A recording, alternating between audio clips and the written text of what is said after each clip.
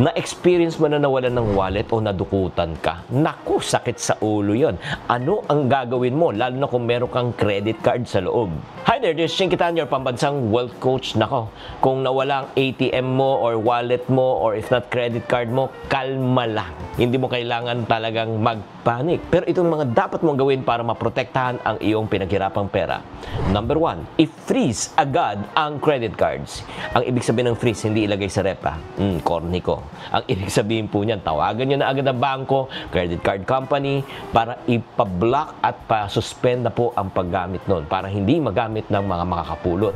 Pangalawa, hindi lang po sapat na, syempre naman ang pagbablock, kailangan mag-request po tayo ng number 2, replacement kaagad. Mas mainam na, di ba, na pwede mapalitan agad para magamit mo naman. Number 3, mag-file ka ng police report, pero optional lang yan, lalo na kung marami po mga data ang nawawala like passport or ID. Pang-apat po, immediately change your PINs and passwords para hindi naman po talaga ma-hack ang inyong mga account, lalo na kung kayo po ay may mga credit card.